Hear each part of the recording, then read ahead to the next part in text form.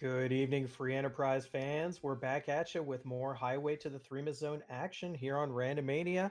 This stream brought to you by our restreamer X Pancrez, our tracker Chasman, and of course, I'm Ella Motos here with my co-commentator tonight, Dijon Ketchup. Dijon, how do you feel about this match tonight? Um, I mean, I'm feeling pretty okay about it, but I'm also not one of the people competing, so Yeah. Now, our players tonight have got to be feeling the heat for sure because this deep in the tournament, there are no easy matches left. Dragus is behind here, has had 2 losses so far in the table stage. Bakashinobi coming in with 1-1. So Baka has a slight advantage here as far as the record goes, but that means that Dragus is going to be trying even harder to eke out a win out of this one.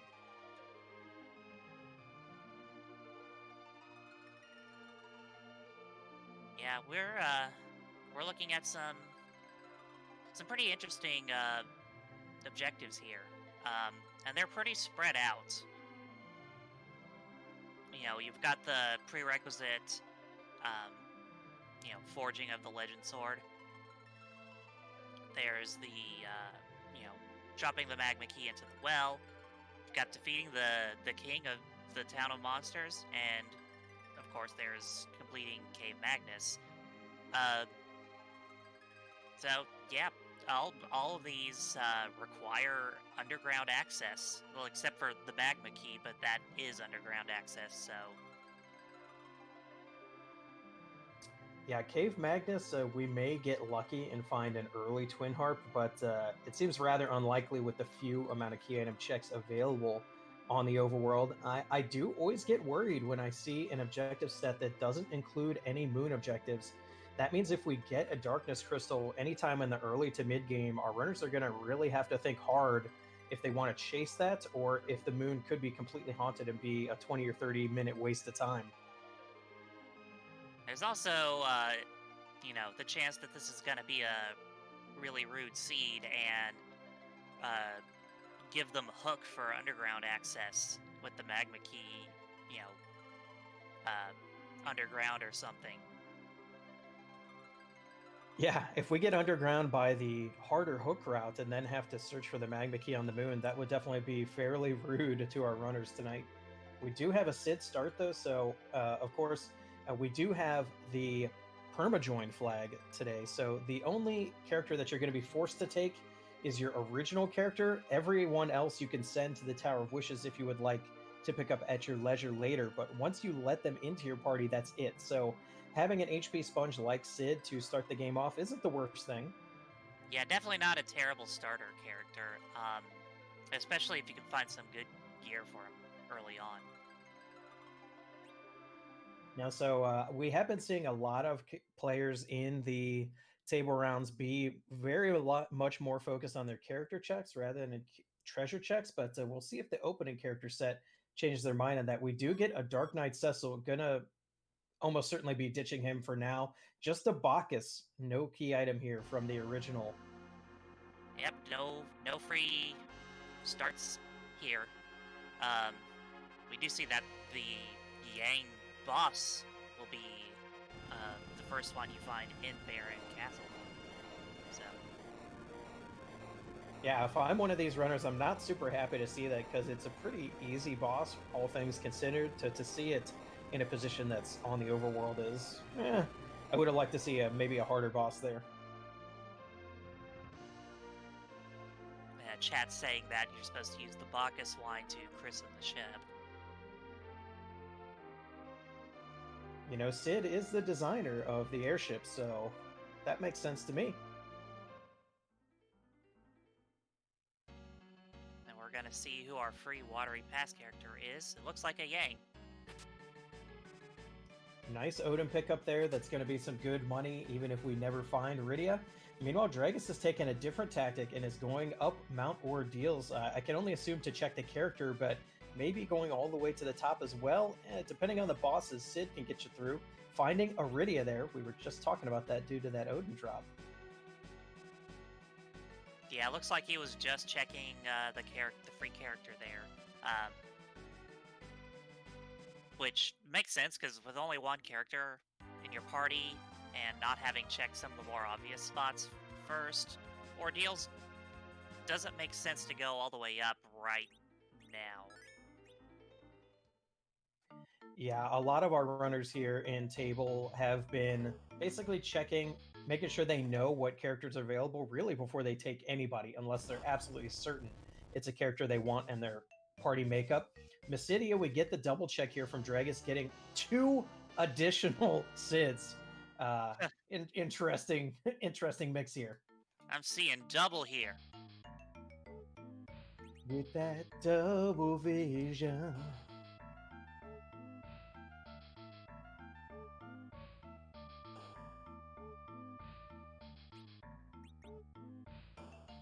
We're seeing kind of an extended watery pass looting here from Bakashinobi as well, considering there's no access to exit right now.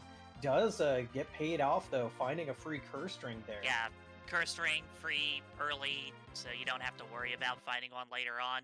Definitely a good find. Yeah, it's not a strictly necessary item, but it definitely can fix a lot of your problems if you kind of have a little planning issues or you don't get the character mix that you want as far as your agility goes. So it kind of paste over any agility issue. Ooh, and there's a Tella in Baron Inn. Looks like Dragus isn't gonna rescue him right away, but that's a pretty valuable character in this flag set.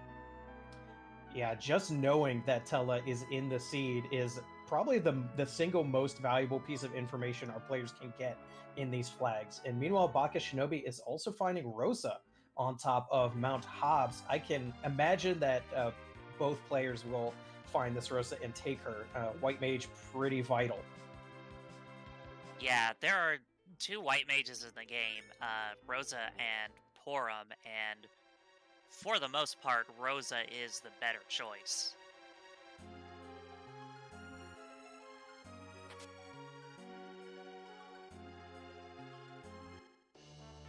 Yes, if we could find some black mages, then I think our players would definitely be happy with the character makeup and would at least be filling out their parties a slight amount before continuing on. Whether it's going to be 2 or 3 kind of depends. And it will also depend on if we get a hook or a magma route to get underground as to whether they go a significant amount of time with blank character slots or not.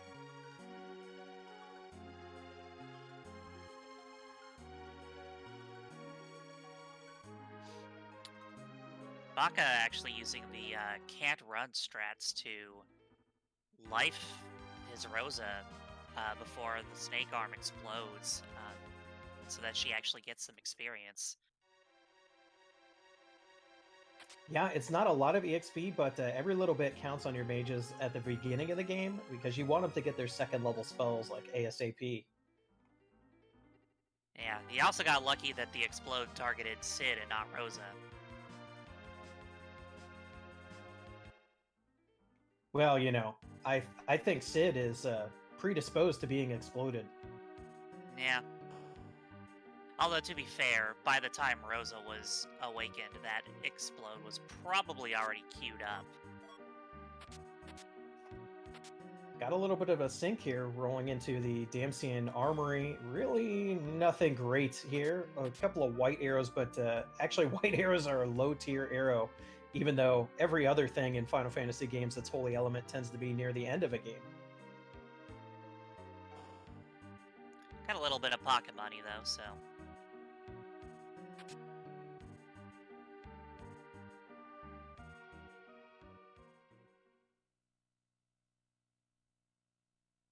Oh, and there's another Rydia. I'm not, if I'm these players, I'm not unhappy seeing these 2 Rydias because if you're going to use Reflect Strats for Zeromus, basically you're looking for at least 2 characters that learn Nuke, and Rydia does learn Nuke, albeit quite a few levels after Palom would learn it. Yeah, Dragus takes the Rydia, Baka does not. But of course, any character that you turn down in this flag set will go to Mysidia, and you'll have the option to pick them up later if you have any free spots. And there was a Bahamut right there, I think. Sometimes it's hard to tell because the text boxes will go pretty fast. Yeah, I mean, we've seen Bahamut, Sylph, Odin. This is all great toolkit for Rydia. And if you don't want both of them right now, you can leave the second one in the tower, and then later, once you're ready for your level grind, go let her fill the final spot in your party, and she will level like crazy due to the slingshot effect. And then the free spell learned at, or the free summon learned at Hobbs is Titan, which is Quake. So, Rydia is a powerhouse in this seed. Yeah, the seed is really looking like it wants you to take this Rydia. You're going to need some way to keep her MP up, because her MP totals are pretty low for her first bunch of levels, but I think that's not going to be a problem. Either ones have got to be available somewhere, and we should see shop checks from both players eventually, because there are some essentials they're still looking to pick up. And Bakashinobi treated to an evil wall in the ant cave. One of those bosses that can be annoying, but being in a very early game spot means that it's not going to be super threatening. Yeah, I really like to see Evil Wall here. It means it's not going to be blocking some of your progression later. We've had quite a few matches where we see it at the King and Queen Evelyn spot of the hook route, and it's extremely dangerous there. Yeah, this spot, Evil Wall, is more Malcontent Wall.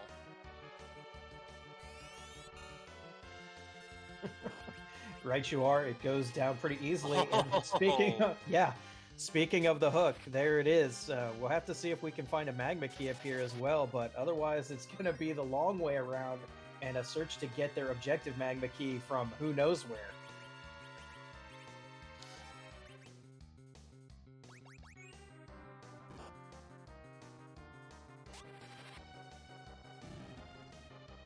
Yeah, if you're one of the runners, you hate to see it, but if you're a commentator, you'd love to see it.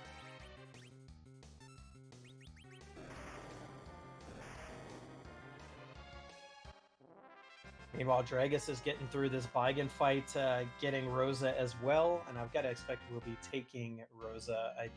She is already taken him. Bakashinobi peeking into Waterfall to see what the boss is, looking for a hopeful early D-Mist. Finds a blue robe, not sure if that is Water Hag or Alt Gauntlet. He didn't stick around to see.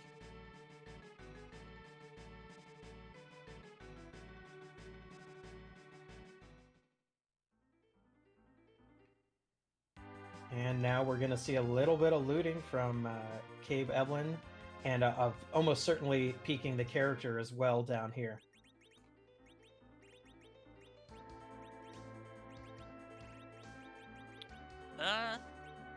It's not the worst Evelyn Cave shop I've ever seen, because illusions can be useful.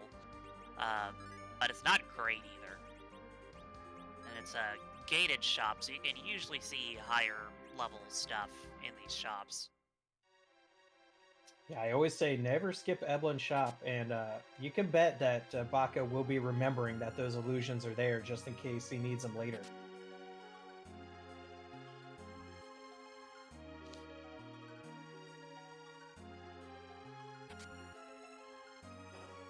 Well, we found the D-Mist. Woo! There we go. So that's going to be a twofer on the way down, getting progression and getting the D-Mist potential key item out of the way. And we're also finding a Palom, which is kind of exactly what our players wanted to find here.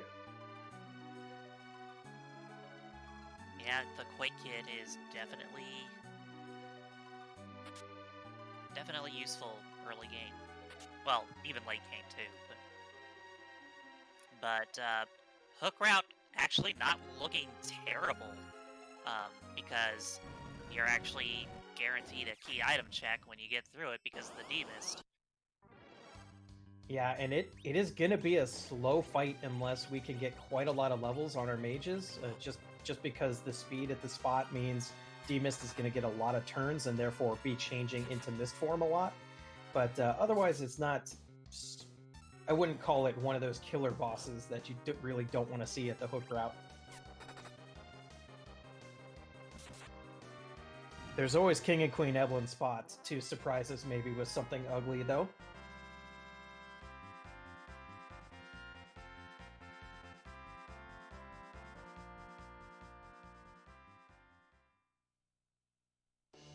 Baka did get rewarded from some of this looting, found a rune ring in one of these chests. That's quite a nice accessory. Tons of magic defense on it. Meanwhile, Dragus is picking up his hook from Antlight Cave. Oh, there's some nice Sid equipment, or weapons.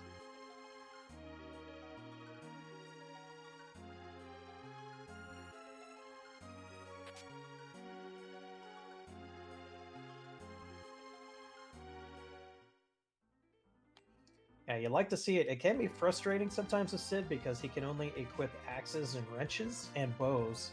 But he's actually one of the better bow users, and axes are very... I don't want to say they're underrated because, of course, the free enterprise community knows all the little uses of them. In the main game, they're probably underrated, but ogre axes are going to do a lot of work, especially on us. If we're going to have to do the hook route, there's quite a few trap chests with ogres in them that can really help you get some extra levels before you face those bosses.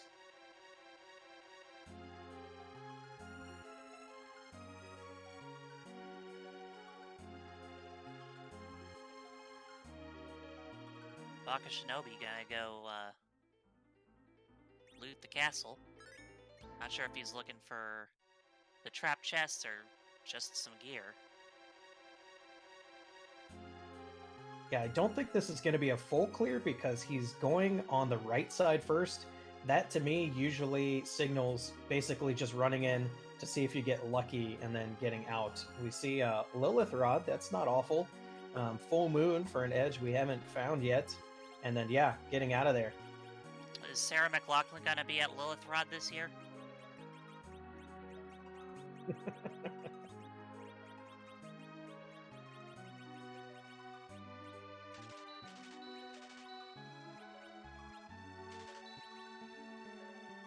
I'd forgotten Baka has not seen this character check yet, so gonna get revealed with those extra SIDs.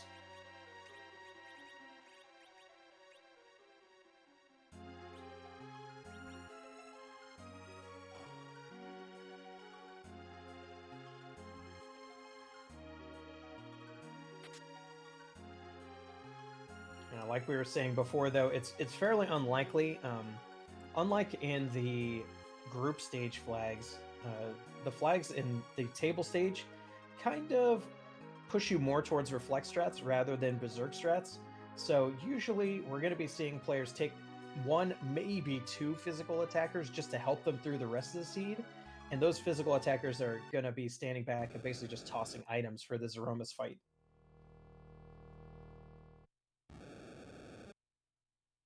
Dragus coming upon the Palom and the sneak preview of Demist. Presume he'll probably take the Palom as well. Yeah, the shape of our final parties is already kind of revealing itself. Baka is here at the Chocobo Forest, and Ordeals is about to go up there.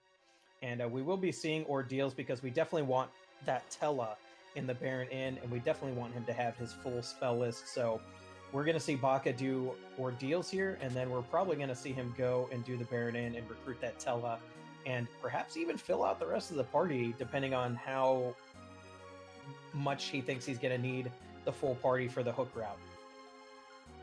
And Dragus actually turned down the Palom. Again, could always get him later. Yeah, we are looking for a heck of a lot of levels on these mages, so anyone you can slingshot is kind of compelling. It's definitely tempting to leave your party empty if you think it won't slow you down, of course.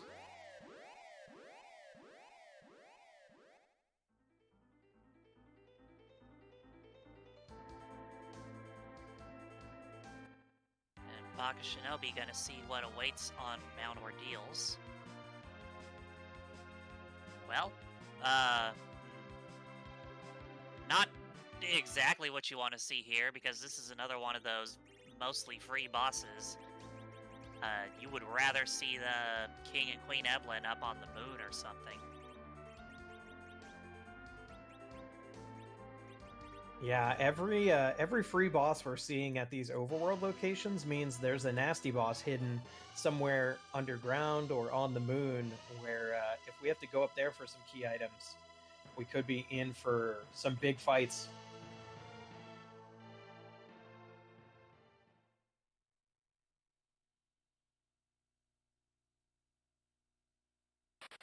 Meanwhile, Dragus has given us the first peek of the Fabul fight. Looks like starting now, and the boss is going to be the Elements. Excellent. This Yep. is a boss you do want to see out of the way here. Yep, and one slot where you don't have to play the guessing game of, is it Elements or is it Leg?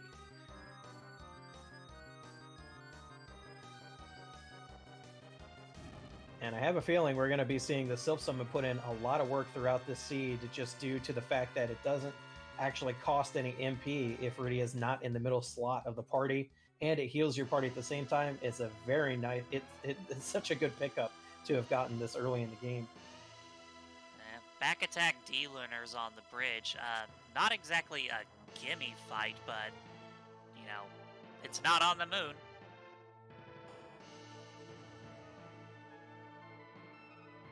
Yeah, and this is a situation where you can see that Big Bomb did some work, and the back D-Lunar is already dead, so Baka will be getting through this quite shortly.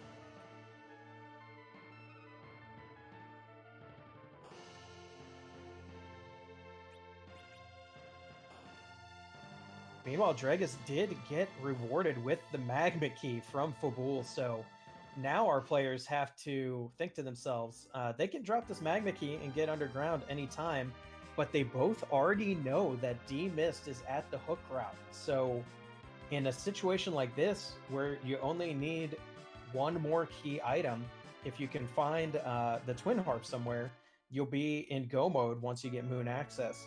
So can you afford skipping that D-Mist fight? Or do you go underground, do some checks there, get some levels, and go plow through the hook route later?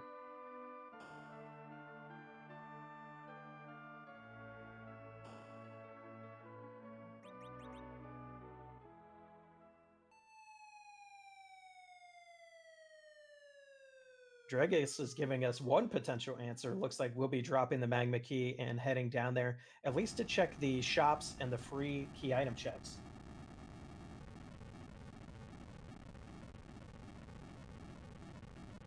And the last boss on Ordeals is Pale Dim.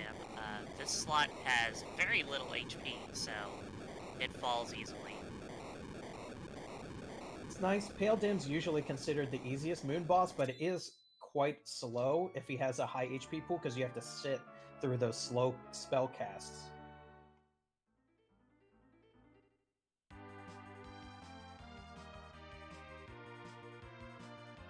And now all the Cecils in this seed are going to be Paladins, but runners still probably won't take the one that they saw at the very beginning, because of the vanilla agility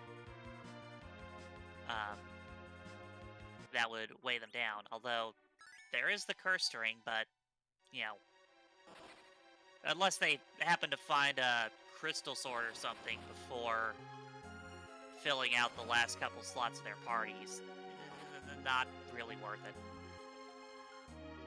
Yeah, we did see Baka found the Darkness Crystal on Ordeals, so Dragus is going to find that eventually as well, because with Tella at Baron Inn, like, Ordeals is basically required. But it's very nice for Baka to know that this early, because Baka has underground access, although not the Magma Key that Dragus has, and knows that moon access is already available. It's going to be hard to figure out where to go next. Once you get this Tella, you can grind and really go wherever you want.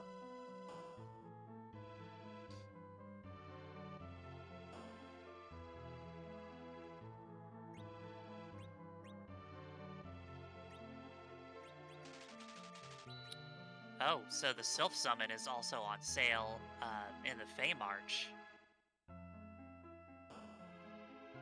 Ooh, also on sale, and Dragus buying a ton of either twos there. That's going to be helpful for the what I can only assume will be a D machine grind. Tella has a very weak MP pool. Oh, whoa. Oof, What? those are... Now, sometimes you'll see that, that Dark Knight Cecil fight and think, oh, it's just 3 turns and it's over. That's gonna hit hard in that Queen slot. And then, of course, the King, being one of the objectives, is your Kanatsu, and no one likes that. Yeah, so going into this, our runners were probably hoping to get the Magma Key and the Twin Heart in order to just make a clean sweep of the objectives 2, 3, and 4. But after seeing that Kanasa, they may be hoping to pick up a Legend Sword and Adamant elsewhere.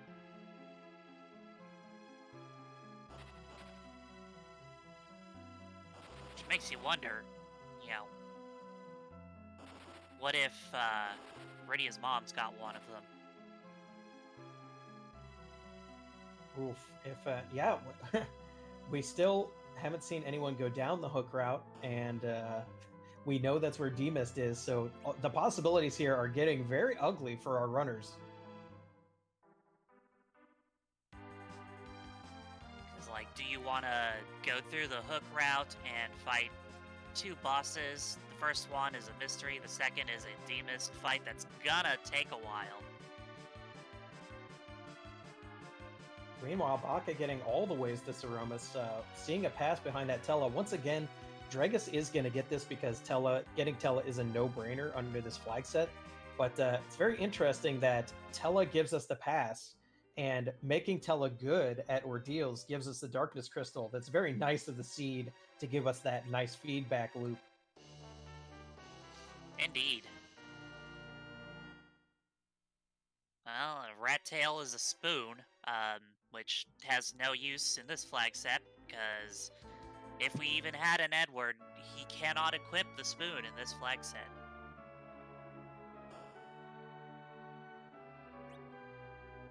But, you know, it counts towards 10 key items, which if, you know, Dragus waits long enough to do a D-Machine grind, you need fewer D-Machines.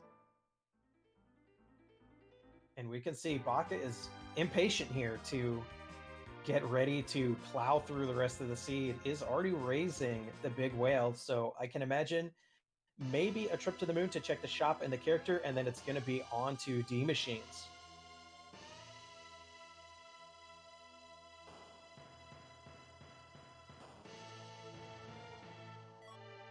And will the moon be haunted today? I mean, it definitely can be. All we're looking for is a Twin Harp, and that would be a completely haunted moon. Sheila 1 is a bust. We do get a Heroine robe for our troubles, but not going to be a key item. Yeah, having Rydia and Rosa, Heroine robe, not the worst non-key item thing to see from Sheila, for sure. And this is how you know Baka is definitely about to grind, because here he goes to get his 5th character. And he picks up a Rydia, which seemed likely. Now, I'm not sure if he found the Sylph or not.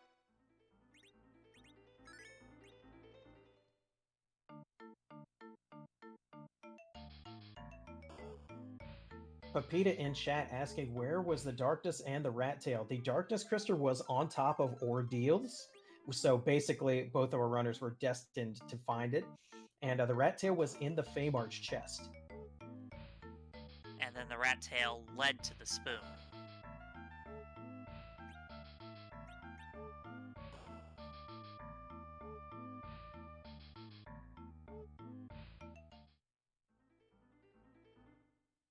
Now, the only thing here is that Baka has not found those either 2s that Dragus picked up from the Feymarch, so he needs a way to refill Tella's MP, or else he's going to have to rely on psyching his own party, which is quite slow. Yeah, I do imagine that he's probably gonna do the Fabul fight soon, because he's running out of overworld checks, and he'll get that magma key. Yeah, if only because he'll be there to check the item shop at the same time. That's what he's looking for here is ethers, and he's just not popping up with them.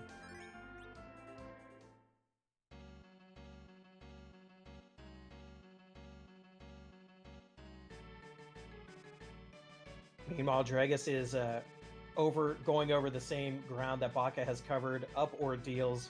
We'll be finding the Darkness Crystal here, powering up Tella, and we'll be perhaps even heading to the same grind here quite soon.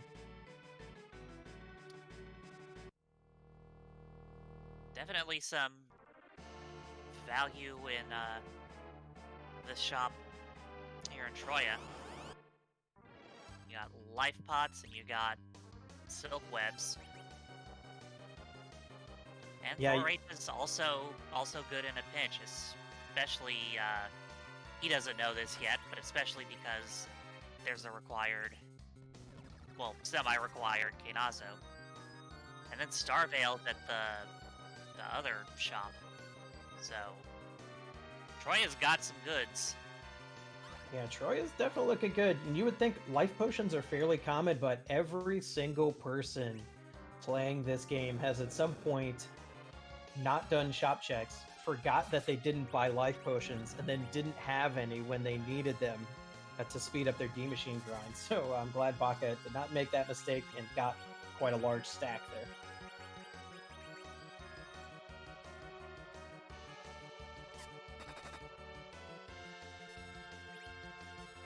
Baka not gonna stick around and do Fabul? That's probably a mistake.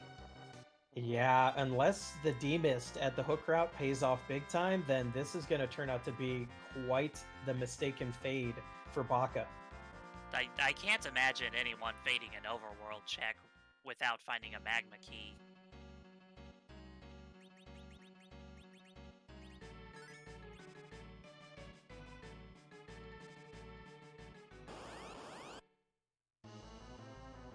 Yeah, I mean, it's possible he's just focused on just grinding now, and then, like, the hook route won't slow him down very much if he's already super leveled. But still, it's time.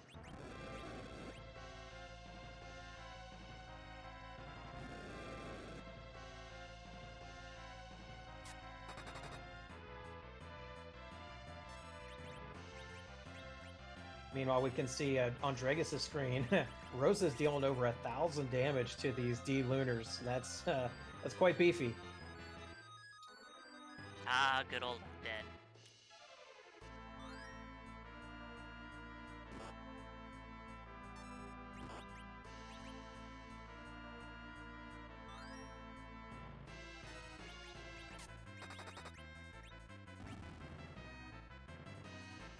Yeah, looks like Bako does want to get a check on that moon shop and probably the character too before deciding what to do next. Yeah, because watching him check all these shops when we know that he needs to do Fabul and that the ethers are in the Vaymarch shop.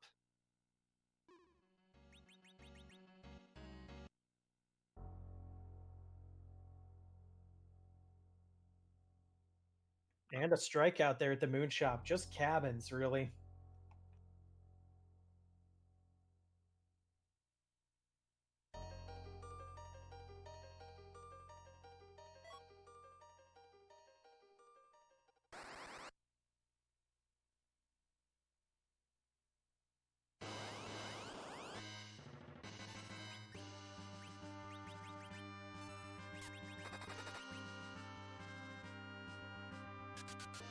I have to imagine he's keeping track of what checks he's done.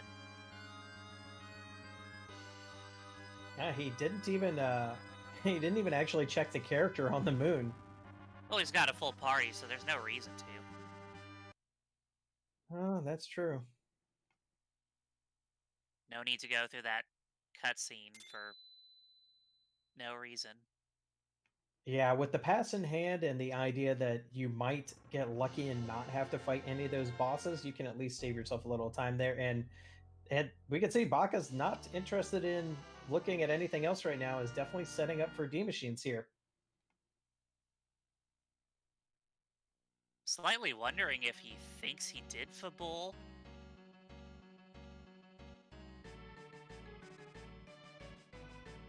I don't know, maybe it's just me, but it feels like it makes more sense to do Fabul before doing a grind, but maybe I'm just thinking that way because I know what's there.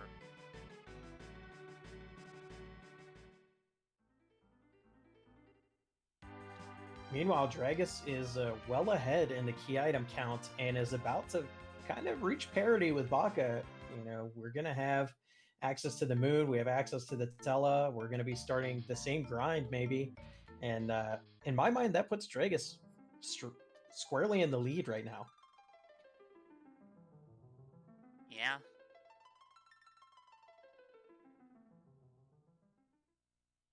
Yeah, Baka did reset after he saved.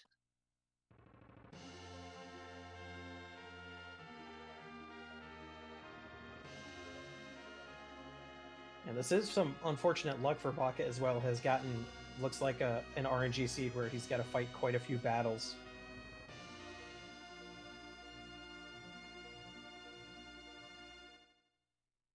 The fun of RNG.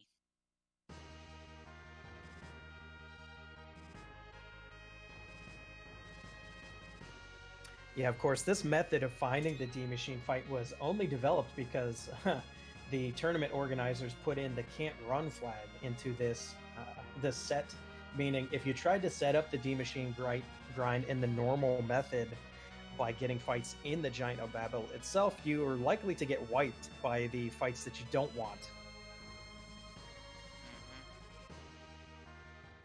It's like I always say, tell runners they can't do something and they'll find another way to do it that's legal.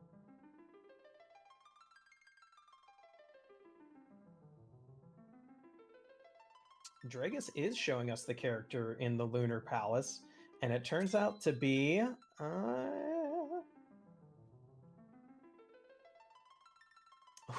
Kane. Well, we haven't seen any equipment for Kane, and we're not really looking for another physical attacker either, so I can expect Dragus will not be taking this Kane. Yeah, I can't imagine.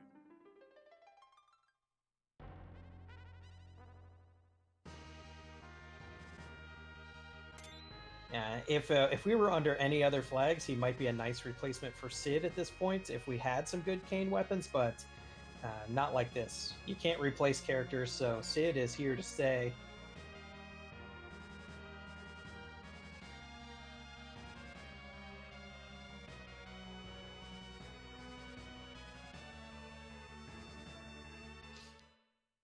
Bakashinobi checking to make sure he turned those encounters on.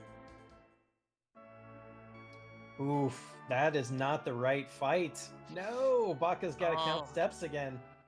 Yeah, that's a huge time loss there.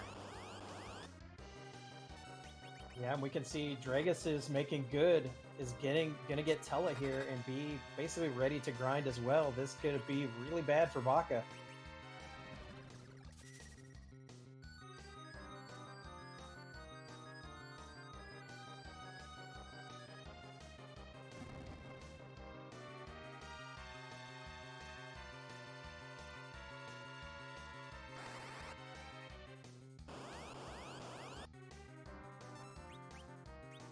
Well, when Tella went down to the Giant, he was looking for some D-Machines to steal.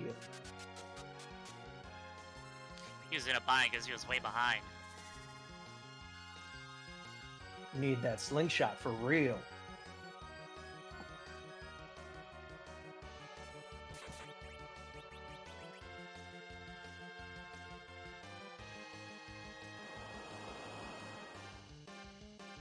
Oh, believe us, Tella made a deal.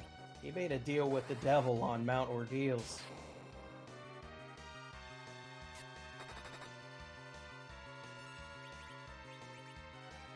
He was in a bind because he was way behind because he faded Mount Ordeals. Oof. Which he didn't, but it fit. And I couldn't not say it. Story of my life. I couldn't not say it.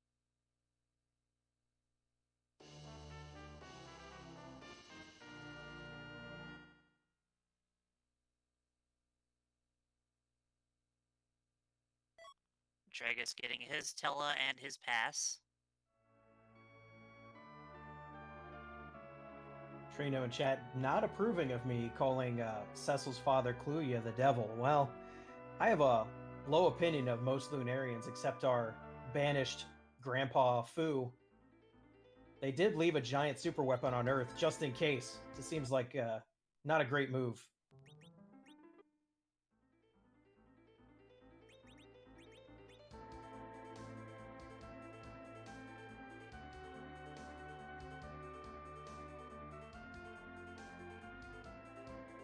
Yeah, and we can see Dragus is setting up now as well, so we're going to have concurrent D-Machine grinds here. Looks like Baka has found the correct fight. And it'd be really unfortunate if this tended out to be Centaurs, but this is a Searcher and Beamers. This is the fight we're usually looking for.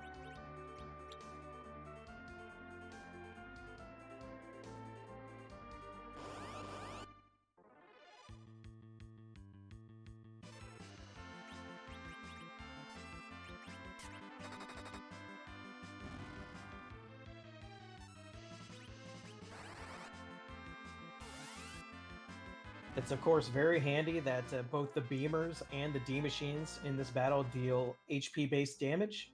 This is the reason why this grind is popular both in Free Enterprise and the vanilla speedrun, because it's quite a bit safer than fighting regular random encounters. Plus, of course, you can just keep summoning them. Exactly. You just gotta get through the luxury cars to get through the D-Machines. Because they're Beamers. Oh, that's the first time I've heard that, actually.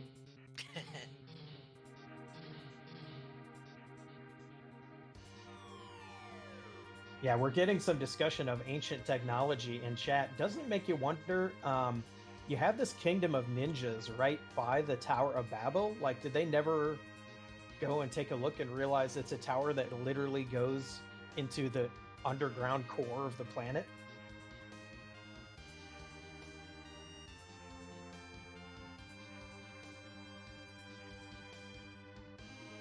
I mean, I know this Kingdom of Ninjas didn't spring up out of nowhere. They've been looking at that tower for quite a while. Look, I mean, if you're looking for logic in a Final Fantasy plot,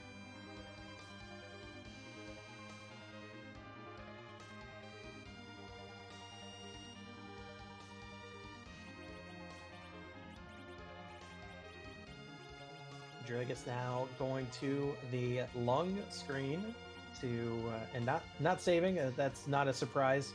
You can't reset here, or else it resets your RNG as well, and that's no good. yeah.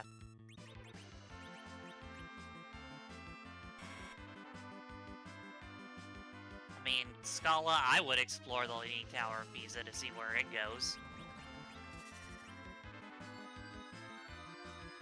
Like, if it leads to the possibility of ancient technology. I don't know. Meanwhile, we can see Dragus is now in the grind fight as well, so just a few Beamers and a couple of D-Machines behind Baka here, but that has done a lot more checks than Baka, so this is going to be... It looks like Dragus is behind now, but actually they're going to probably leapfrog once all the grinding's done and they actually go back to checking for key items again. Alright, Scala. FF4 and Spelunky combo randomizer.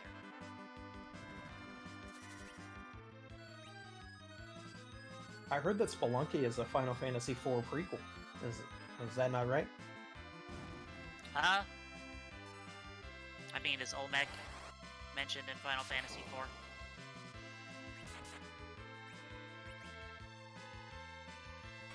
I mean, Spelunky can't run on a SNES, but FF4 can run on a PC. And a phone. And a phone.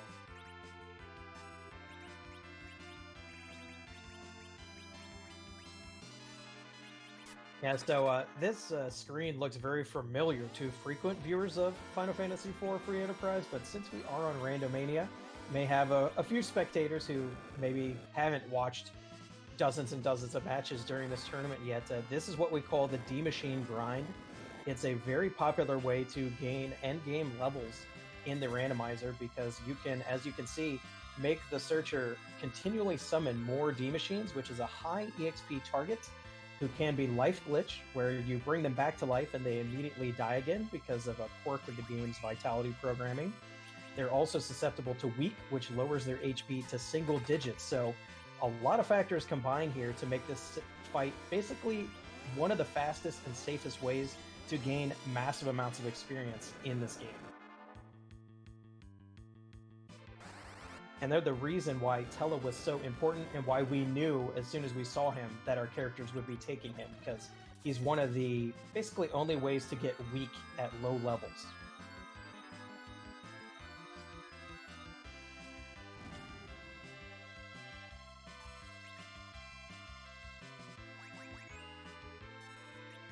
Ryuji in chat asking, how long is the grind typically?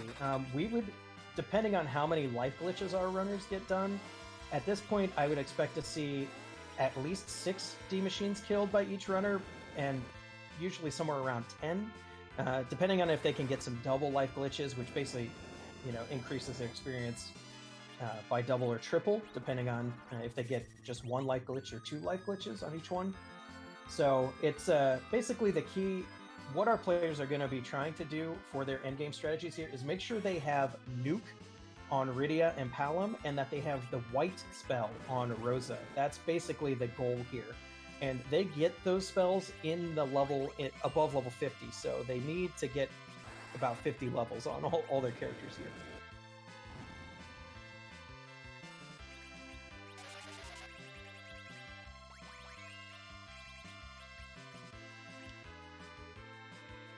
Also, more pointed out in chat, it's a good thing. So usually our players would like to have 10 key items at this point because that further doubles all experience gains you get.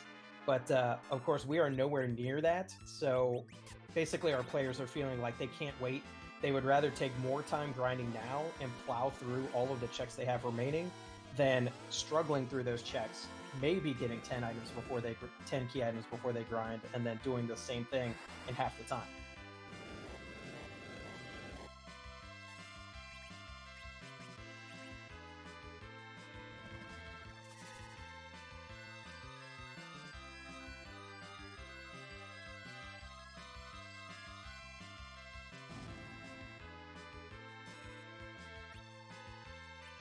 And while both our runners are in this, I wanted to give a shout out to the Randomania channel. Of course, you're all here watching us, and they have been a long-time tournament partner and event partner for the Free Enterprise community. We really appreciate it. We have literally so many matches and so many restreams of matches that we can't put them all at our home channel of Free Enterprise. So we really appreciate both Randomania and RPG Limit Break for allowing us to run so many matches on there. And we have been restreaming 3 or 4 matches per day during this tournament. It has really been crazy to see. So if you want to get in on this action, definitely check out the Discord for Free Enterprise. It's very newbie friendly. The game has a lot of options. You do not have to, these options that we're playing on here are quite advanced. These are top tier players, but there's plenty of people in the community who are not at this level and don't want to be at this level.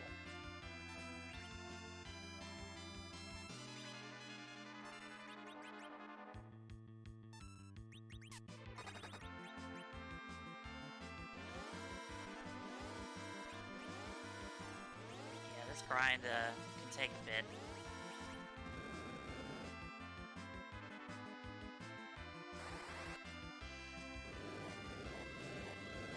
And we are over halfway done with this tournament, but there's still quite a lot of matches to go. For instance, this phase of the tournament, every player is going to be playing 6 matches. So this match actually marks the end of the first half for both of these players.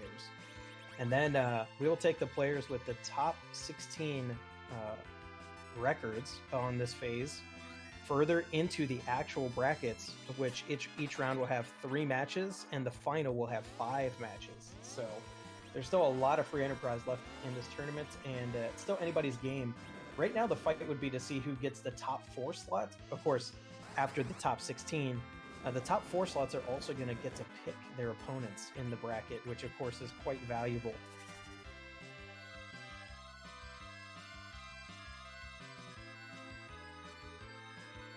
So while we're on the grind, I just have one question for everybody. So, and bear with me on this one, but if you are Alexis Krauss from Sleigh Bells and you keep your A machines on the table and your B machines in the drawer, then where do you keep your D machines?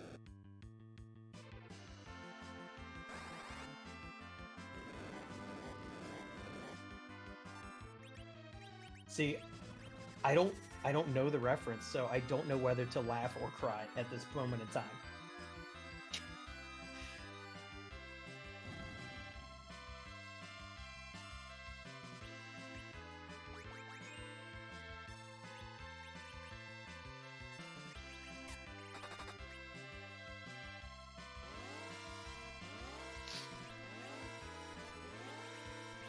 I'm guessing from her comment in chat that Huffman got it. And with that being said, it looks like Baka is done with the grind fight. His Rosa learned weak, or white, which means we're pretty much done. Looks like the Palom is working up to... There's Quake, there's Stone, there's Weak, there's Fatal, there's the Nuke. There we go. So that's all the levels necessary on Baka's side. So any EXP that he receives for the rest of the game from this point on is just all gravy and increasing our HP levels to make the final fight more safe.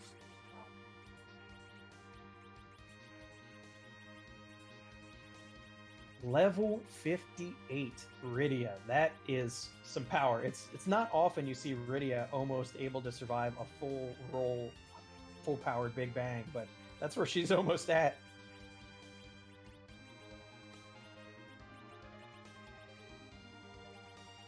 It's strange to me that we have the nuke spell in this game. That's actually what would be called in other Final Fantasy games Flare.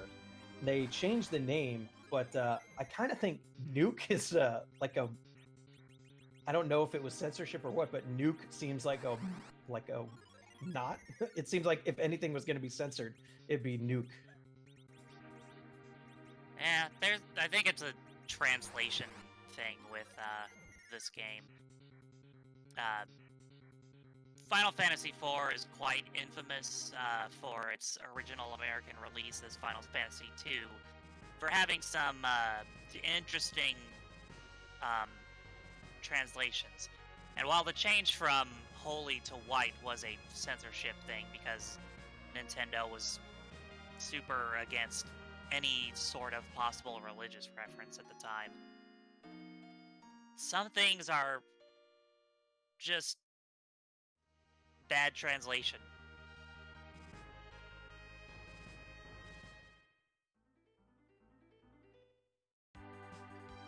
We're getting a lot of talk of Final Fantasy 1 in chat, and if you want that Final Fantasy 1 feeling, then you can turn on one of the April Fool's flags that were developed for this game, which is basically like a classic Final Fantasy 1 look for all the spell icons, spell names, and battle like color scheme. It's an interesting experience, I'll say that. At this point, I'm slightly convinced that Bakashinobi forgot that he has Fabul left to do. Yeah, now like we said before, the hook route's not going to take too long. It's mostly just the moving through the tower at this point, because the battles are going to be quite simple with, you know, we have a Zeromus ready party now. Dragus is still going to save time and is in fact also done. So this is a situation where Baka really needs this demist to pay off in order to make this play actually put him ahead. Yeah, if the demist can lead to Rydia's mom having one of the pieces of the sword, or even better, the twin harp. Oh yeah, if this demist has the twin harp, it would be a major coup for Baka.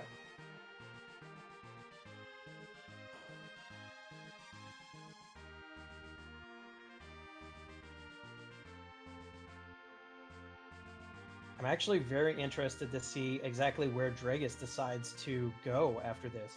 Baka has to go through the hook route in order to get underground, but Dragus literally has anywhere in the game open to go. So I'd like to know where he decides is the best use of his time checking first.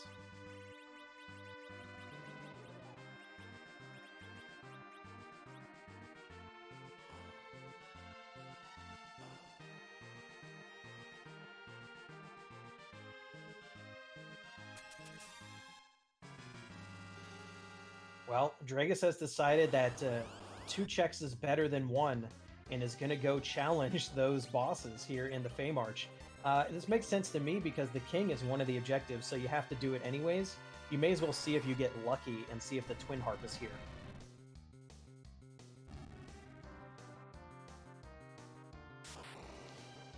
Or you get extremely lucky and each one has a piece of the Legend Sword. Yeah, of course, that would be fantastic. But I mean, like, what are the odds of that? Yeah, that's true. Baka did show us the power of this party. Bylon and friends really stood no chance, and this D-Mist is going to go down quite quickly as well. No, I mean, I was actually asking you, what are the odds of that? Ooh. Someone would have to crunch the numbers, and in fact, somebody has run like 10,000 seeds to see what the chance of key items at each location actually is with these flags, but I've got to think that getting one at one and one at the other, especially those specific items, has got to be less than 1%.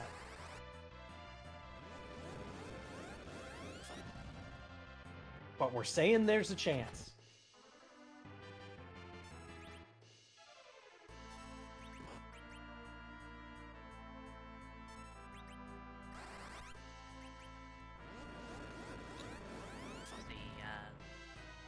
Got one answer of 33.3333 repeating. Another answer, it's 50-50, either it happens or it doesn't.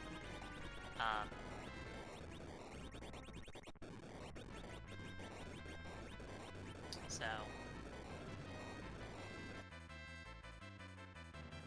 Yeah, Kanazo's showing why so many players fear him here. Even with this fully grinded party, basically, he can still punch your mages in like 2 punches and they're dead.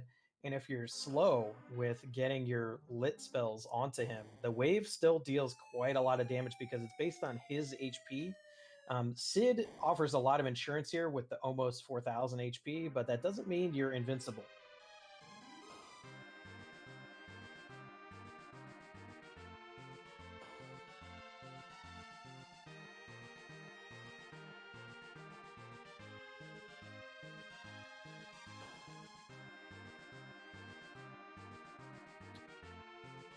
So now that Tella has served his purpose as, you know, the big spellcaster for Steam Machine Grind, he now serves his purpose as an anchor.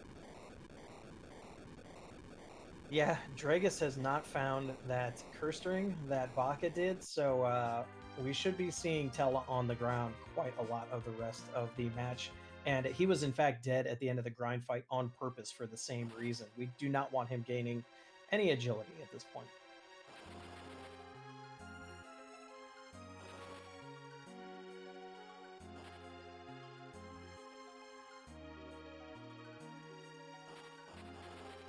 Baka now heading to the same location and is about to get the information about these bosses, but luckily is already ready to face them, so doesn't have to double dip like Dragus did.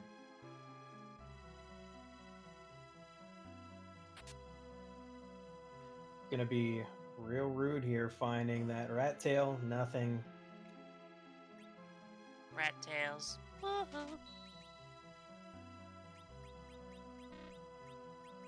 Yep.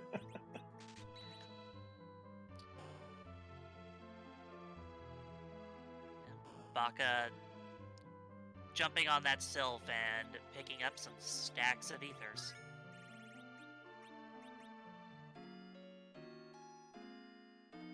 Yeah, that kind of hurts after looking for those ethers all over the place elsewhere. So, yeah, King required. King Very required. Yeah, so what were we saying about what if one of these has the adamant ore and the other one has the legend sword? We got half. Yeah, that was at least halfway there.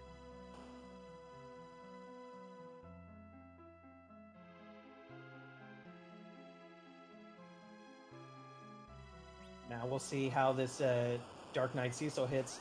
Once again, Sid is basically the insurance here. As long as you get a heal off on him, he should be able to survive.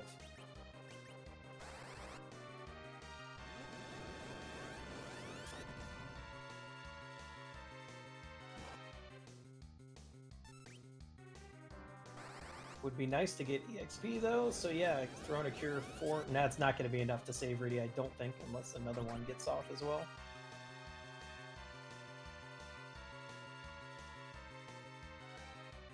But Very heads up, Q's the life 1 instead, and gets her up before the Pain Manifesto begins.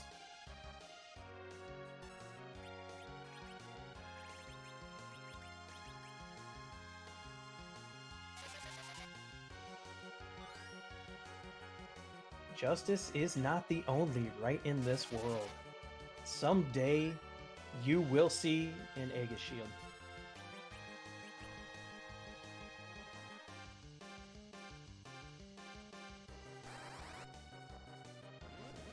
I was kind of hoping it was gonna be the legend sword. Ooh, ooh, that would have been nice. A little bit of, would you call that French vanilla? I mean, the original Legend Sword is on Ordeals, which is where Dark Knight Cecil usually is. Yeah, I would go with that. Ooh, Dragus is heading to Tamra. Are we going to get that job dwarf check?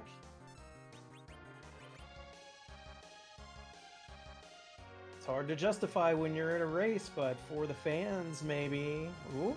Oh. Art director.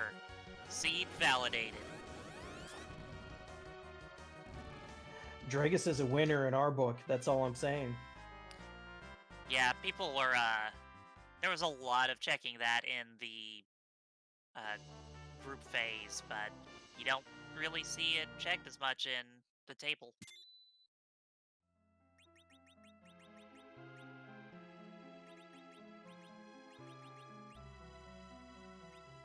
You know, we do have to ask ourselves as well, the Magma Key is such an easy objective here, but Baka still doesn't know that the Magma Key is sitting at Fabul.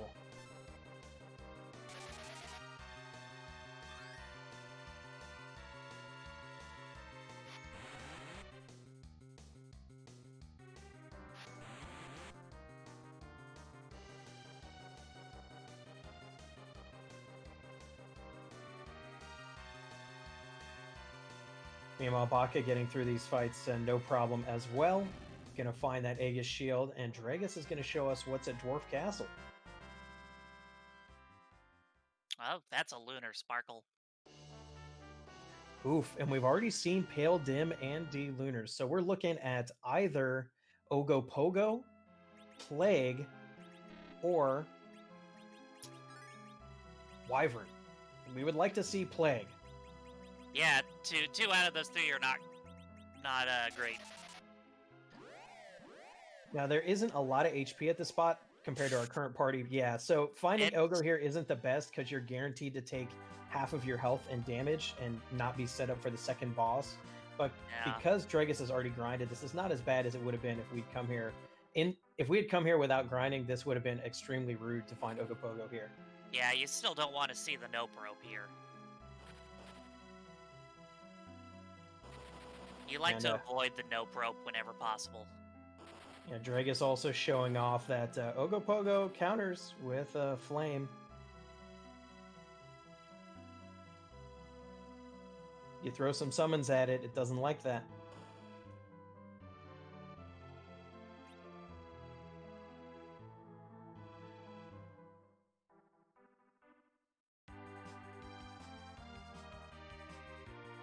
Oh, and it's Bahamut. Yeah, with this party, this is a free fight. We find another Rydia. Too little, too late on that one.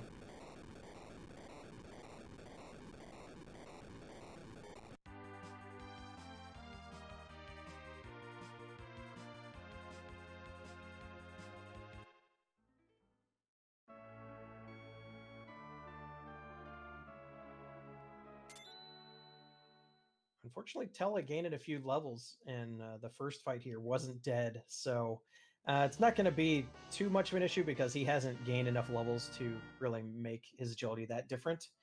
We do see a defense Ooh. sword from Rudia's mom on Baka's side. Yeah, that not a payoff. Yeah, usually we'd be happy to see that, but we don't have any of the characters in our party who can use it, so it's pretty much just sell trash.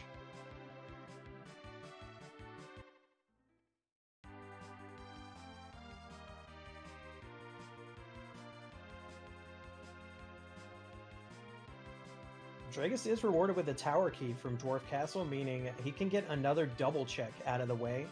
We did see that there is Mylon Z on top of the tower, so once again, really nothing here underground is going to be... The only thing that could be rude is Wyvern or Golbez at this point, just for the time commitment. Or the Alt Gauntlet, of course. That's still available.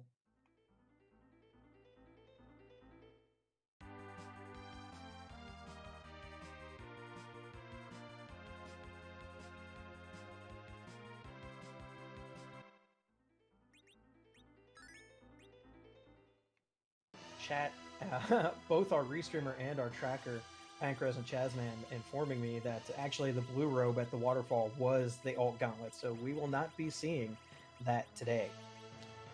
Was it? I thought he didn't stick around long enough to see. One of them must have seen the multiple sprites. Wow.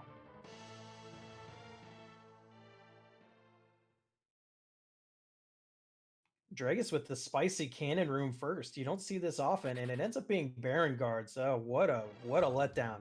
Yeah. It's basically a free boss spot and a free boss there. Ouch. Yeah. There's like barely any HP here. And oh, but guard is already free. Meanwhile, Baka's going to Fabul, gonna find that magma key. Gonna kick himself. Yeah, especially since that D-Mist did not pay off, which means basically just running down and fighting those bosses in the hook route was pretty much 100% time loss for Baka. Well, at least we get our favorite bit of dialogue.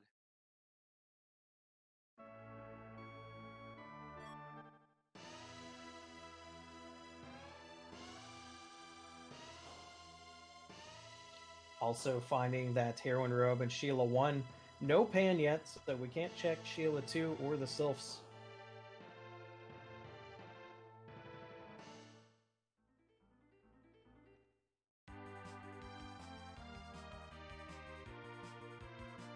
There goes our disappointing D-Mist off to the middle tower.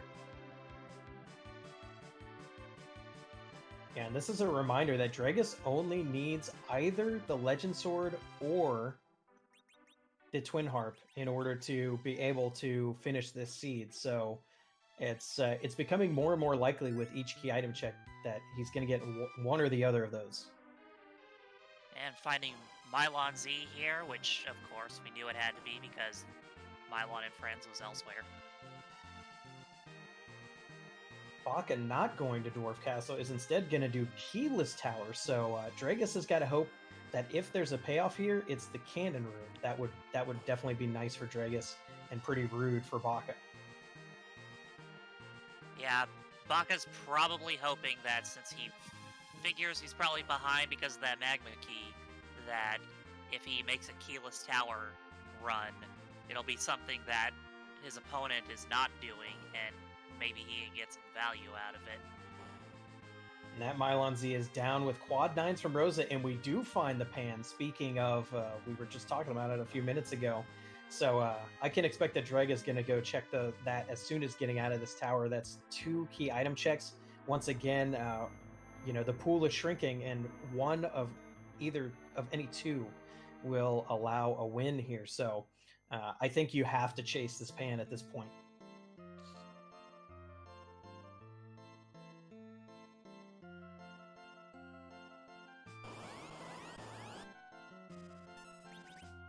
But That does mean Baka might not lose out. As long as the cannon room's a bust, then Baka might actually save some time by not doing Dwarf Castle.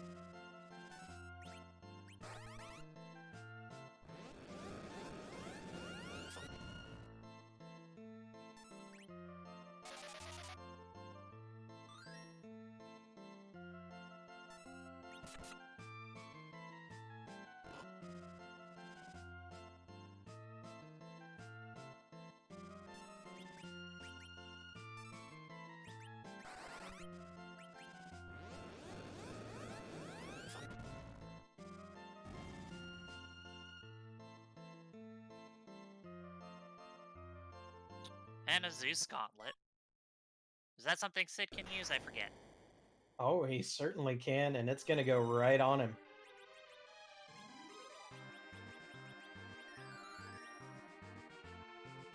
So this is actually very good for Baka, because Baka will save time by not having to have done Dwarf Castle, will not have to have done the Cannon Room, and if he continues to follow this pan, will be right on Dragus's tail, just like that. And at this point, I imagine he's gonna go and check his freebies before doing anything else, because he probably, expects that he's behind.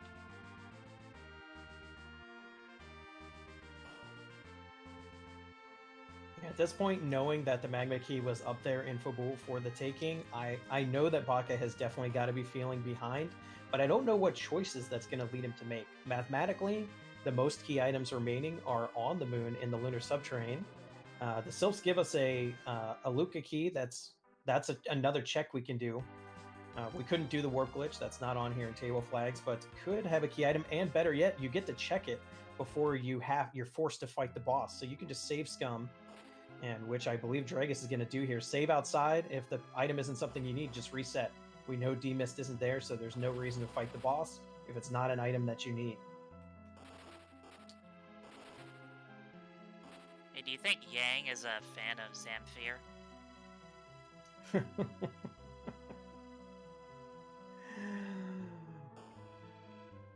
I think he might be. Okay. Now, this is interesting as well. Dragus decided to come here and check that Luca key before checking Sheila 2. If Baka makes the opposite choice and it pays off, then all of a sudden Baka's in the lead.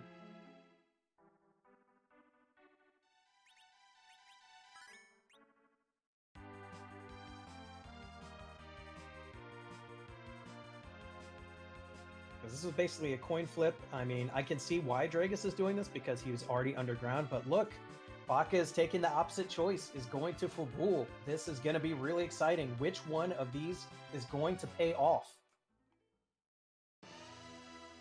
If either. Or both. Boom, bum, bum, bum. One's got the Twin Harp and one's got the Legend Sword. The Legend Sword's definitely the get, though, because then you don't have to do another dungeon. We'll see. We get... Oh, it's a Baron Key! Another rabbit hole. Oof. Now, Baron Key is nice, though, because there are two key item locations there. There's the regular Throne of Baron and the Odin Throne in the basement. Meanwhile, Dragus is showing us a Sand Ruby, so Luca, boom, there's the reset. Ooh. Oh no, this may allow Baka to get ahead. This is what a turn of events.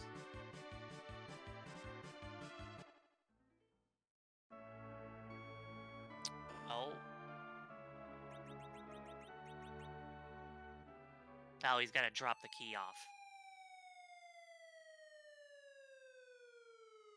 off. Yeah, that would have been a shame if Baka forgot that to do that. But yeah, that is objective 2 for Bakashinobi after, kind of finding that Magma Key pretty late in the match. Well, that's gone. And it doesn't even do anything because the mountain's already open.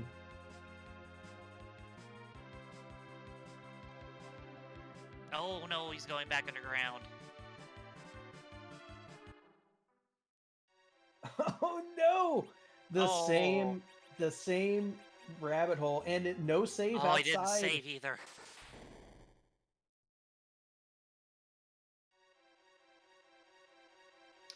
Oof.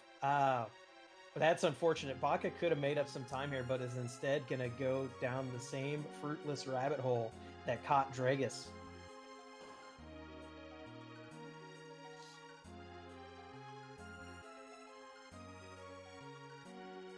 Wait, is Dragus about to go for the D-Mist? Wait, what? Oh no, Dragus! This isn't it, Dragus! There's not... D-Mist has nothing. Gosh. Oof, I don't know. At this point, with your party fully Threemus ready, avoiding the moon bosses and avoiding the Baron Key. Baron Key has 2 key item checks, and they're just sitting there waiting for you to steamroll the bosses. I'm sure to both of our runners who don't know what the others have done, like, some of these things feel like Galaxy Brain plays, and they would be if they paid off, but since we know they don't. Yeah, I mean, our runners have known since pretty much the opener of the match that this D-Mist was hiding here, so at this point, you may be thinking, like, I gotta do something. I gotta do something different.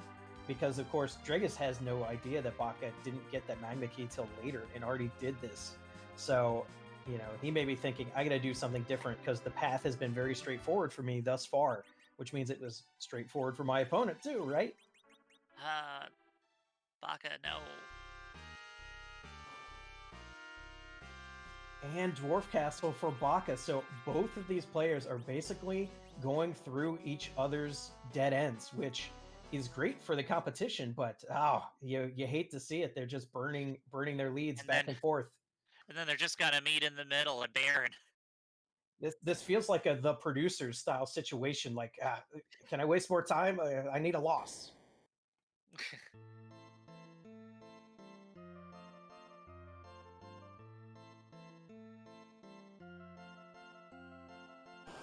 Especially when there's only 1 key item necessary for either player to get to go mode. It's just woo.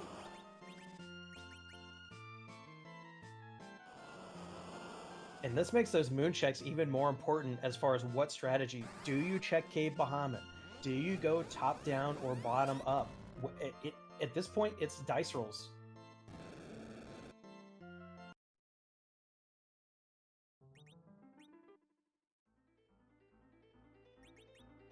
Ooh. Yeah, even at that high level, the Ogopogo can still get you. Yeah, those HP based battles mean you're never safe. You have to heal up.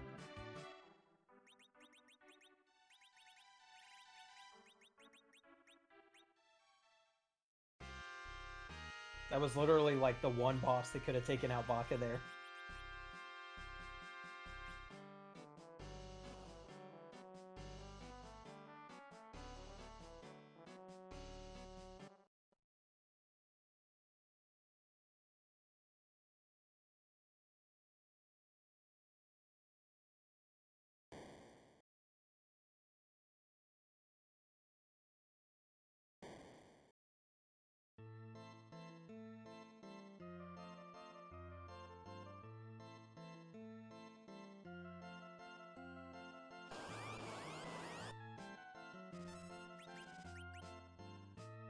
We're gonna see, ooh, popping a Bacchus wine in against D-Mist. I don't know if that's that might cost some time with the counterattack animations.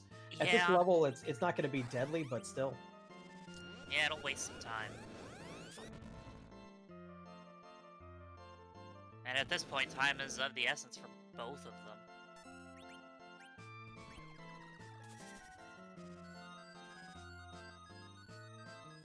There's the Crumble Death, so Dragus is gonna get out of here and check that D-Mist, and then we're gonna have pretty much knowledge parity between our players. This is rather interesting. This deep in the match, they really have covered literally everything that their counterpart has covered.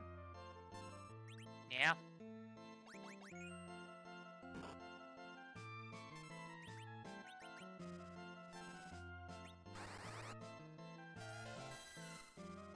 Baka having some trouble with Ogopogo. Now imagine if we hadn't been able to grind earlier and they'd actually had to fight that Ogopogo at the kind of usual levels that you'd hit Dwarf Castle. Oh gosh, that...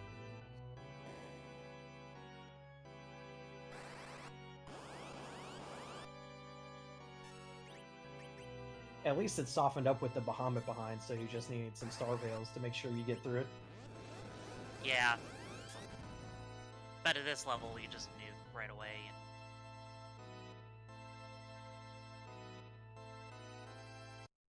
Yeah, this Spot doesn't have a ton of health. Not at least compared to the previous one. Meanwhile, Dragus has raised the completely inferior airship, the Falcon. Yippee-ki-yay, Mr. Falcon.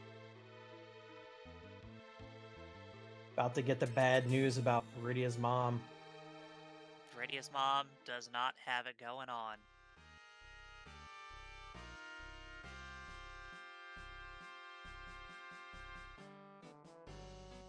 Baka similarly about to get, unfortunately, is not about to get disappointed, but going to probably go double dip that tower to do the cannon room that he missed the first time. Oh. Yeah, because he's already underground. Yeah, I mean, gaining that tower key now for Baka would normally not be bad, but we know it doesn't pay off. So once again, our players will have done everything, and Dragus is now doing something new. Going to go find the Baron bosses and the Odin throne. Yeah. So the Super Cannon boss isn't gonna be very long. It's gonna take like a minute. It's the climb up and down that's gonna waste all that extra time that's unnecessary. Yeah, by a cruel twist of fate, the lower Tower of Babel is one of the dungeons in the game that you can't exit because there's a cutscene at the exit, and the way the game developers made sure you didn't accidentally skip required story events was they don't let you exit in dungeons where special events happen. And you can't reset out if it's not a good item because you don't get it till you leave. Yeah, it's just a whole lot of things that means double dipping tower usually feels pretty bad.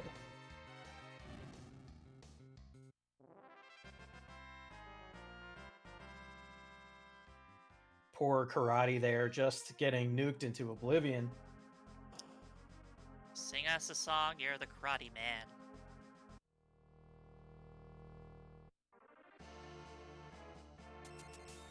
Sing us and a chew tonight.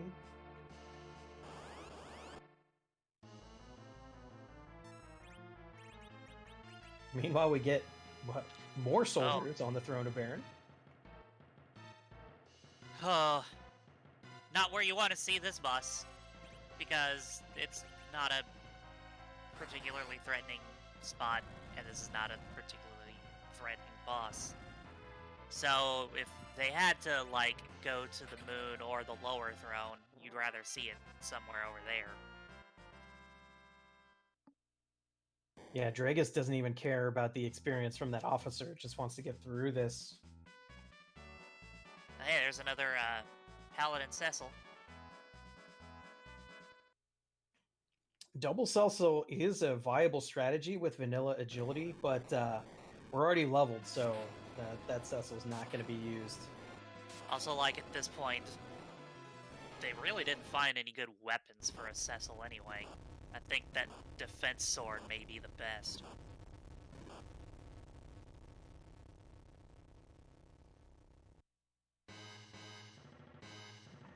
Yeah, if we'd found two Cecils at the beginning of the game before we'd filled out the parties, that may be a different story. We did see Double Celso quite a lot in the group stages, but I haven't seen it at all here in the table stage yet. Ah, Crystal Shield. Not the crystal one.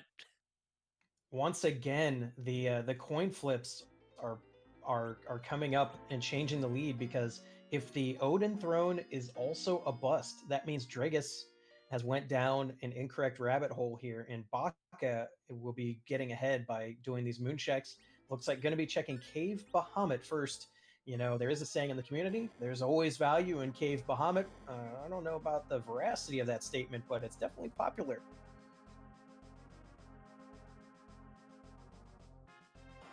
At the very least, it's a fairly quick in and out.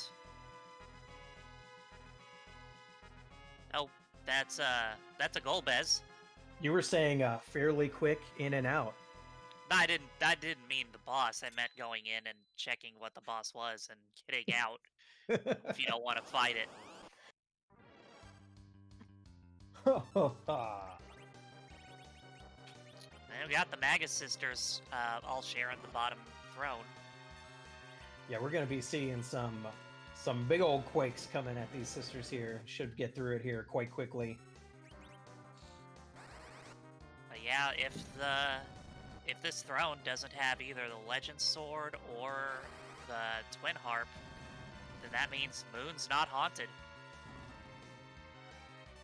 You'll see a nice play here from Baka using Tiny and Piggy on his own party to avoid the paralyzed gas. There's like an order of operations to status effects in this game, and you can't get hit by paralyze if you already have one of these status effects. Oh, nice.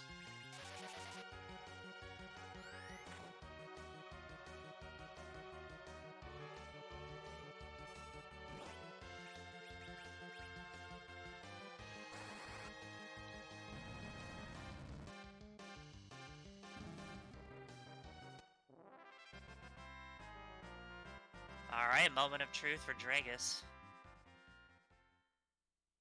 Yeah, this is it. If this pays off, then Dragus is definitely going to be heading into the Zeromus fight first, but it doesn't pay off. Moon. Moon is the play.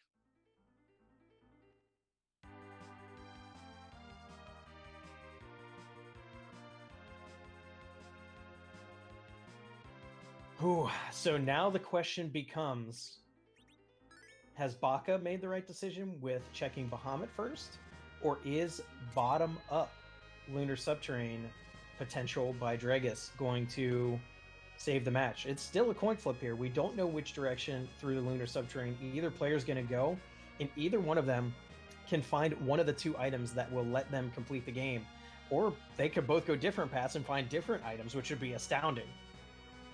At least Golbez was nice enough to leave Baka his nuke casters.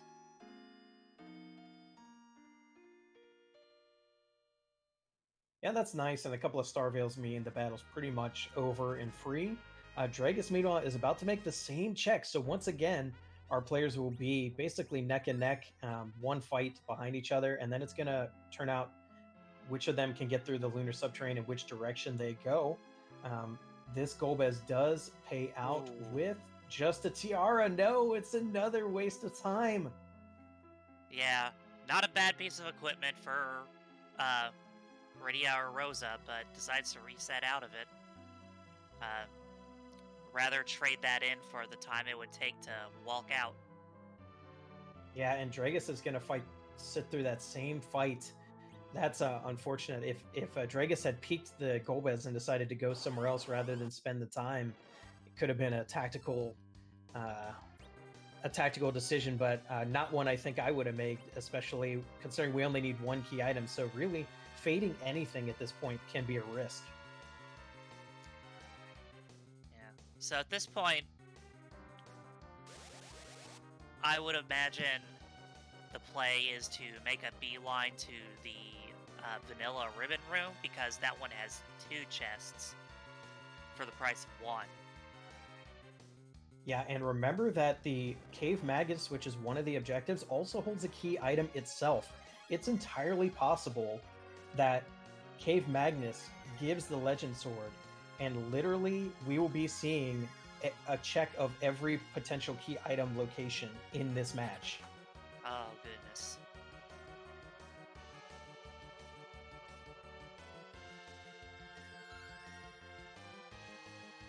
Because we know all the rest of the key items are either here or in one of the items found here. So we have lots of potential. We have not seen the Earth Crystal yet. That means we can have one of our potential items in the Tower of Zot. We can have one of our potential items still in Cave Magnus. There's a lot that could happen up here. And if you find the Earth Crystal, do you go back there or do you clear out the moon first? You know, 'cause Oof. Yeah, I mean, it's hard when you know you only need one item. I would be tempted to say, if you're up here, you better clear it. Because if your Yeah. opponent does a quick check up here and it pays off, then you're done.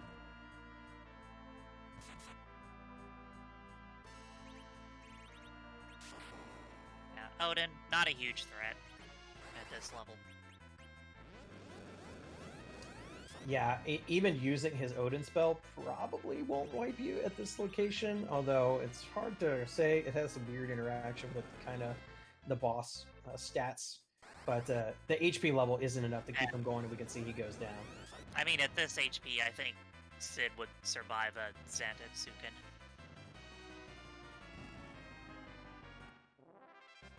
And while Golbez is down on Dragus' screen, Baka is not rewarded for this top-down play, just a coffin there.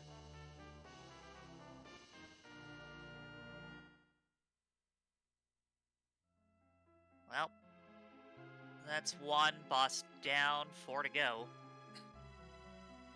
Dragus opts to not reset, keeps that tiara, and is going to walk out manually. Oof. It's a nice piece of equipment that will make the Zeromus fight safer, but at this point, like, your party's pretty well leveled. It's pretty safe for reflex strats. It's you got to squeeze out every moment you can. Yeah. And, like, at this point, I imagine both runners are thinking that they're far behind.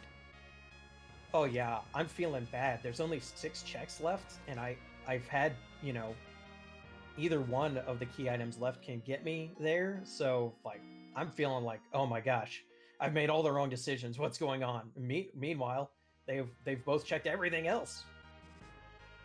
Yeah, and Baka was pretty decently behind, and now he's slightly ahead.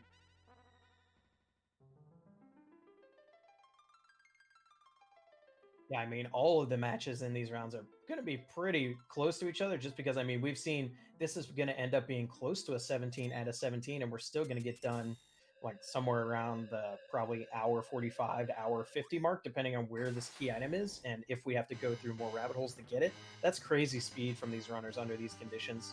Yeah.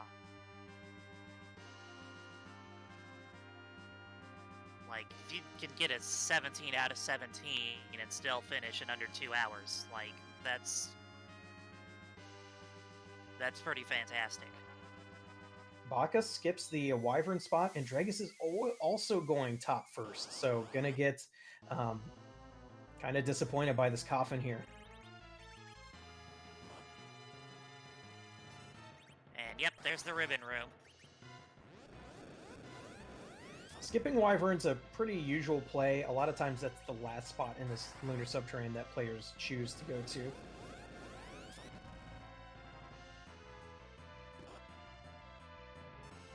Mom. Not the worst.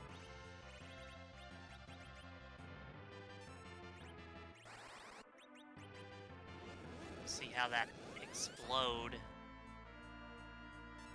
ends up working out, though.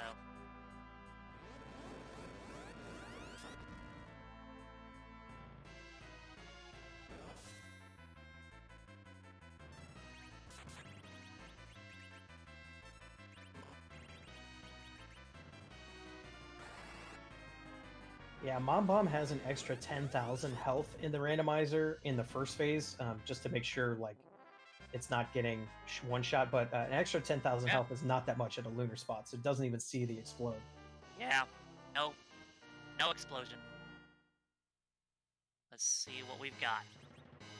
Ooh, big money. There it is, Legend Sword, getting the heck out of here. Gonna go turn that in and then use the pass to come back to Zeromus. Yep, immediate exit.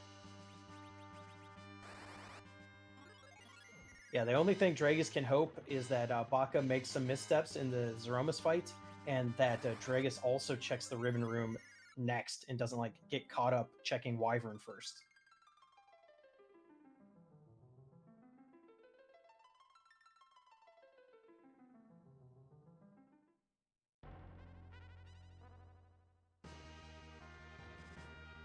And it looks like we're not going to be seeing the Twin Harp tonight unless Dragus takes another route and finds it at one of those other lunar subterranean boss spots.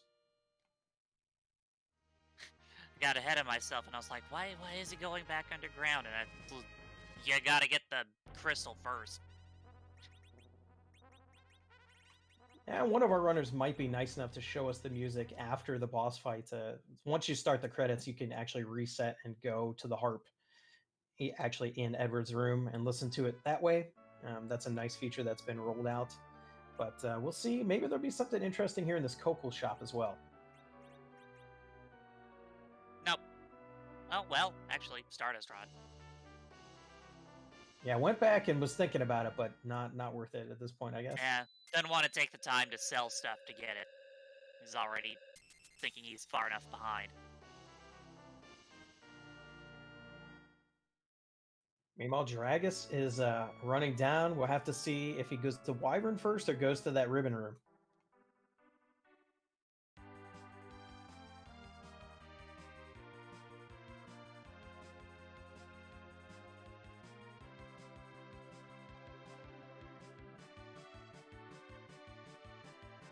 It does look like Baka is going to be the first one of our runners in the race tonight to enter the Zeromus fight, is heading to Troya to use that pass. That's kind of our shortcut to the Zeromus fight. You go into the Troya pub, and turn it in, go through the door there. Boom. Where are my emotes at, chat? The commentator booth demands Z-Flag tribute.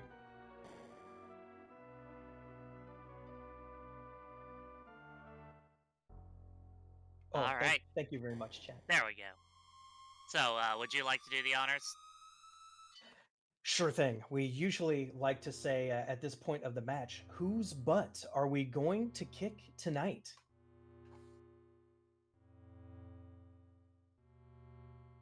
Yeah. So we can't randomize Zeromus into the boss pool because Zeromus is just way too powerful. So, just to have some fun with it, we randomize the sprite instead. And Scala Kitty, who is, in the chat, has done a fantastic job adding tons of sprite choices. Oh yeah, there's some that are just great adaptations of sprites from other games, and some completely of her own design that are kind of trolly, a little jokey. I like the humorous ones quite a bit, but we will see what we get tonight. And about half of them are from Record Keeper.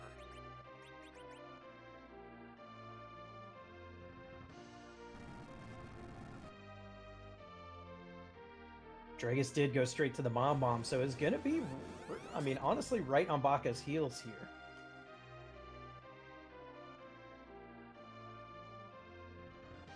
This is nuts. It's been so back and forth this match, and every single check has been done by both runners. They basically went the same exact paths.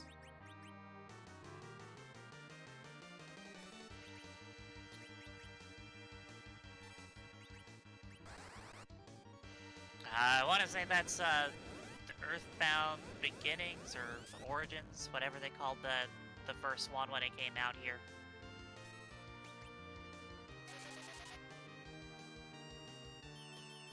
It's creepy, I'll give it that. And here come your classic reflex strats. We've got the Star Veil thrown on Sid. Everything's set up. He's got tons of HP, so you don't have to heal him that much, which is good, because your Cure for Wars bounce off of him. He's in the top spot of the party, so when you menu to cast your spells on your party, you just push right and it's already on him. You don't have to worry about menuing to your actual party member. And you got all the good spells, so we're basically trying to bounce spells onto Zeromus, so he never gets his HP refill. It's set up as a counter attack when he drops below a certain amount of HP. But reflected spells don't activate counters, so you can effectively skip half of Zeromus HP by using this strategy.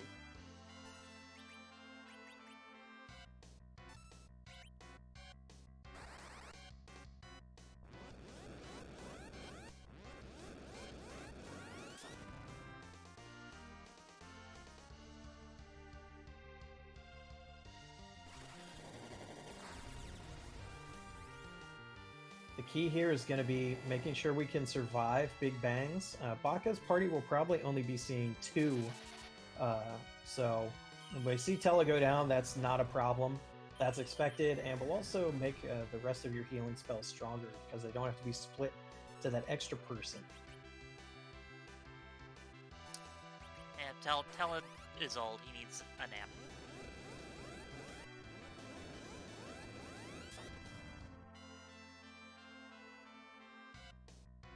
And with these levels, it's going to be pretty quick because there's actually a surprisingly small amount of HP that you have to chew through when you're dealing 6,000 or 7,000 damage per turn.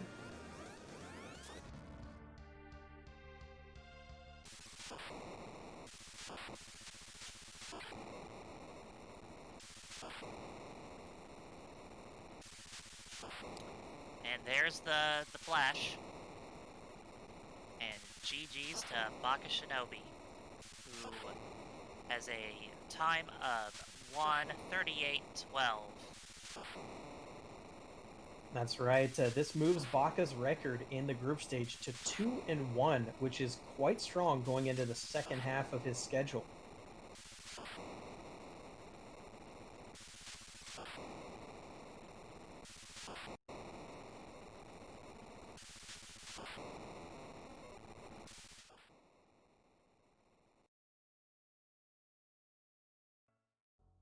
And like we said, Dragus is right on Baka's heels. The Reflect Strats Zeromus with these party levels basically only takes about 3 or 4 minutes once the battle is started. So this is going to be very close finish to, considering how long the seed was and how many checks were necessary in order to get through it.